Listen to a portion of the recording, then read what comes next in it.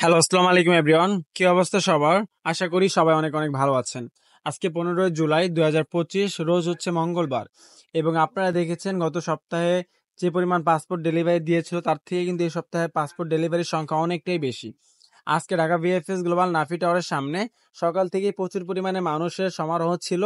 আপনারা জানেন নাফি টাওয়ারে যেহেতু কাজ চলতেছে, তো সেজন্য সেই বাস টাস যে যা কিছু আছে সবকিছু নিচে মানুষের একদম ভিড় সকাল থেকে আমরা দেখতে পাচ্ছিলাম। এবং এখনো পর্যন্ত প্রচুর পরিমাণে মানুষ ভিতরে প্রবেশ করেছে। অনেকের ইতিমধ্যে পাসপোর্ট ডেলিভারিও পেয়েছে এবং অনেকে পাসপোর্ট জমা দিয়ে ইতিমধ্যে চলে গেছে। তা সত্ত্বেও ভিতরে মানুষ থাকা সত্ত্বেও বাইরে এখনো পর্যন্ত অনেক মানুষ অপেক্ষা করতেছে যে পাসপোর্ট গুলো জমা দেওয়ার জন্য, এবং কেউ কেউ পাসপোর্ট গুলো ডেলিভারি নেওয়ার জন্য এসেছে। এবং অনেকেই এসেছে তাদের রিটার্ন পাসপোর্ট গুলো ভিএফএস গ্লোবাল নাফি টাওয়ারের কাছে জমা দেওয়ার জন্য। এখন আমি আপনাদেরকে বলি, আজকে যে পরিমাণ আমরা সমারোহ দেখতে পাচ্ছি, এতে আমরা বলতে পারি যে প্রায় 4 থেকে 500-র মতো পাসপোর্ট আজকে জমা হওয়ার সম্ভাবনা রয়েছে। এবং পাসপোর্ট ডেলিভারির সংখ্যা ঢাকাতে প্রায় 100-র কাছাকাছি হবে বলে ধারণা করতেছি। তো ইতিমধ্যে যারা পাসপোর্ট জমা করেছে তাদের সাথে অনেকের সাথে হচ্ছে আমরা অনেকের ইনফরমেশন পেয়েছি। তাদের মধ্যে ম্যাক্সিমামই ছিল রিটার্ন পাসপোর্ট, যেগুলো 2023 সালে এবং 2024 সালে ভিএফএস গ্লোবালে জমা করা হয়েছিল এবং পরবর্তীতে সেগুলো রিটার্ন করে দেওয়া হয়েছে। তো সেই রিটার্ন পাসপোর্ট গুলো এখন পুনরায় জমা নিচ্ছে ঢাকা ভিএফএস গ্লোবাল। মূলত যে রিটার্ন পাসপোর্ট গুলো এখন জমা নিচ্ছে সেগুলো আগামী কিছুদিনের মধ্যে যখন তারা ডেলিভারি দেওয়ার প্রক্রিয়া শুরু করবে, তখন আমাদের এই যে পাসপোর্ট ডেলিভারির সংখ্যা এটা অনেকাংশে বেড়ে যাবে। তবে আমরা চাই এই কার্যক্রমটা যাতে দ্রুত সময়ের মধ্যে করা হয়, কারণ আমরা এমনিতেই মাসের পর মাস বছরের পর বছর অপেক্ষমান রয়েছে এবং অপেক্ষা করতেছি। এখন যদি আমরা আরো বছরের পর বছর অপেক্ষা করি সেটা আমাদের জন্যই ভোগান্তি। আমরা চাই আমাদের ভিসা হোক বা না হোক, যেটাই হোক, একটা সমাধান যাতে দ্রুত সময়ের মধ্যে তারা আমাদেরকে দেয়। আমাদের এই যে ওয়েটিং বা অপেক্ষার যে একটা প্রহর বা এই যে কষ্ট, এটা যাতে আমাদের দ্রুত সময়ের মধ্যে লাঘব করা হয়। তাছাড়া আমরা এই ভোগান্তির শিকার হতে হতে আজকে এমন পর্যায়ে এসে দাঁড়িয়েছি যেখানে দিনের পর দিন আমরা হচ্ছে আন্দোলন করতেছি, মানববন্ধন করতেছি, কিন্তু কোনো সুরাহা পাচ্ছি না। সেজন্য আমরা আগামী 23শে জুলাই আমরা নতুন করে আবারও শান্তিপূর্ণভাবে কর্মসূচি ঘোষণা করেছি, যেখানে আমরা আমাদের যে এই যে মাসের পর মাস বছরের পর বছর ভোগান্তির শিকার করা হচ্ছে, আমাদের এই যে এভাবে তারা ভোগাচ্ছে, এই বিষয়টা যাতে দ্রুত সমাধান করা হয় সেই বিষয়ে আমরা দাবি তুলব। এবং যদি আগামী মাসের মধ্যে যে রিটার্ন পাসপোর্ট গুলো এখন পর্যন্ত জমা নিচ্ছে সেগুলো দ্রুত পরিসরে এবং অধিক সংখ্যক ভাবে যদি তারা ডেলিভারি না দেয়, তাহলে ইতালির প্রধানমন্ত্রী জর্জিয়া মেলোনি আগামী আগস্ট মাসে যেদিন আসবে, ঠিক সেই দিন আমরা বিশাল পরিসরে Italy job visa, family visa, tourist visa যারাই ভোগান্তির শিকার হচ্ছে সবাই মিলে বড় পরিসরে আমরা আবারও আন্দোলন বা কর্মসূচি ঘোষণা করব। যদি তারা এই যে পাসপোর্ট গুলো 2023 থেকে শুরু করে 2024 পর্যন্ত 2022-এর অনেক পাসপোর্ট রয়েছে যেগুলো রিটার্ন করে দিয়েছিল এখন জমা নিচ্ছে, সেগুলো যদি আগামী মাসের মধ্যে জর্জিয়া মেলোনি আসার আগ পর্যন্ত যদি তারা ভালো সংখ্যক যে পরিমাণ জমা আছে তার বেশি অংশ যদি তারা ডেলিভারি দিতে না পারে, তাহলে ইতালি প্রধানমন্ত্রী জর্জিয়া মেলোনি যেদিন আসবে সেদিন আমরা অনেক বড়সড় পরিসরে আন্দোলন বা মানববন্ধন করব। তার কান পর্যন্ত তাকে দেখিয়ে দিব যে বাংলাদেশে কত হাজার হাজার মানুষ এই ইতালি ভিসার অপেক্ষায় আছে, কেন বাংলাদেশিরা অবৈধ পথটাকে বেছে নেয়। তিনি সবসময় বলেন যে বাংলাদেশিরা অবৈধ উপায় অবলম্বন করে ইতালিতে আসে, ভূমধ্যসাগর পাড়ি দিয়ে ইতালিতে আসে, বিভিন্ন থার্ড পার্টি কান্ট্রি হয়ে ইতালিতে আসে, তারা অধিবাসনের জন্য ইতালিতে অ্যাপ্লাই করে। হুম কেন ইতালিতে এই বাংলাদেশিরা অবৈধ উপায় অবলম্বন করে যায়, কেন বাংলাদেশিরা ইতালিতে যাওয়ার পর অবৈধ হয়ে যায়, বাংলাদেশে কি পরিমাণ সিন্ডিকেট চলতেছে, বাংলাদেশে ইতালি যে এম্বাসি রয়েছে সেই Italy embassy, Italy BFS global, সব জায়গায় দুর্নীতি। শুধুমাত্র তাই না, ইতালিতে যারা আমাদের হয়ে লোকগুলো আবেদন করতেছে তারা পর্যন্ত আমাদের সাথে দুর্নীতি করতেছে, আমাদেরকে নিয়ে যাচ্ছে কিন্তু পরে ডকুমেন্ট করে দিচ্ছে না, নেওয়ার পর মালিক খুঁজে পাচ্ছে না।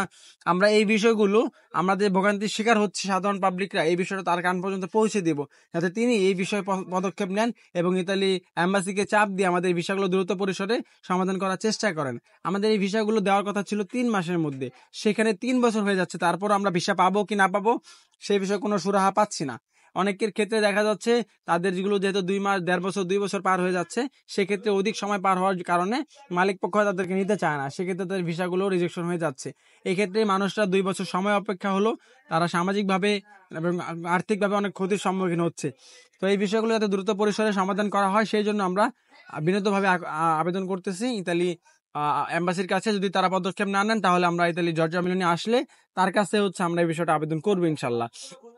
আমাদের ইউনূস সরকার তো রয়েছে, তিনি তো এই বিষয়টা ইতালি প্রধানমন্ত্রীর কানে এমনিতেই পৌঁছে দিবেন। তারপরও আমরা আশা করি যাতে দ্রুত সময়ের মধ্যে এগুলো অটোমেটিক তারা হচ্ছে প্রধানমন্ত্রী আসার আগে এই পদক্ষেপটা গ্রহণ করে। আর বর্তমান সময়ে যে পরিসরে তারা পাসপোর্ট জমা নিচ্ছে সেটা সন্তুষ্টজনক বা সেটা ভালো। হ্যাঁ, যে পরিমাণ পাসপোর্ট তারা প্রতিনিয়ত জমা নিচ্ছে আমরা দেখেছি গত সপ্তাহে পাসপোর্ট যে ডেলিভারি পরিমাণ অনেক কম ছিল, পাসপোর্ট জমার পরিমাণ অনেক কম ছিল, কিন্তু তার আগে 2 সপ্তাহে এবং এই সপ্তাহে পাসপোর্ট জমার পরিমাণ অনেকটাই বৃদ্ধি পেয়েছে। অনেকাংশে পাসপোর্ট জমা হচ্ছে। কোনো দিন 500-600 পাসপোর্ট জমা নিচ্ছে, আবার কোনো দিন 200-250 পাসপোর্টও জমা নিচ্ছে। এভারেজে প্রতিদিনই তারা 300 থেকে 400 মতো পাসপোর্ট তারা জমা নিচ্ছে, যেটা মোটামুটি অনেক ভালো পরিসর।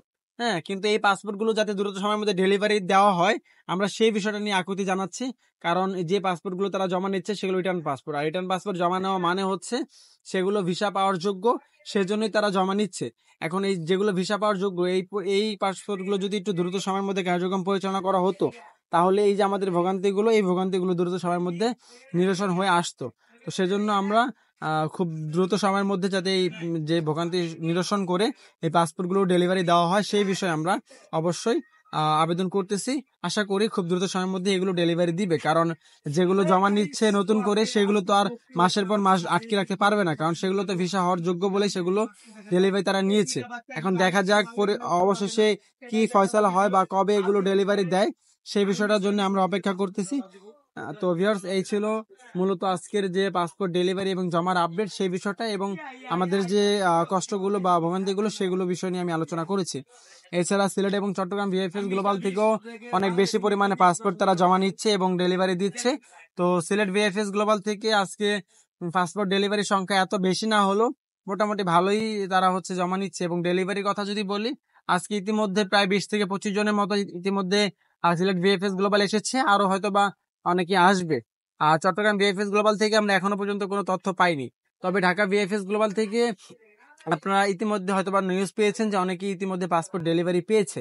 যারা ডেলিভারি পেয়েছে তাদের মধ্যে ম্যাক্সিমামেরই ভিসা হয়েছে, এবং তার মধ্যে আমরা প্রায় 5 থেকে 6টা পাসপোর্টের ভিসার তথ্য পেয়েছি, যার মধ্যে ইতালি মাতেরা শহর থেকে আজকে স্পন্সর ক্যাটাগরিতে একটি ভিসা হয়েছে, এবং অনেকদিন পর আজকে টরন্টো থেকে একটি ভিসা হওয়ার তথ্য পেয়েছি। তবে সেটা স্পন্সর ক্যাটাগরিতে না এগ্রিকালচার ক্যাটাগরিতে সেই বিষয়ে আমরা এখনো পর্যন্ত পূর্ণাঙ্গ কোনো সঠিক ইনফরমেশন পাইনি, যার কারণে আমরা আপনাদেরকে সেই বিষয়টা জানাতে পারতেছি না।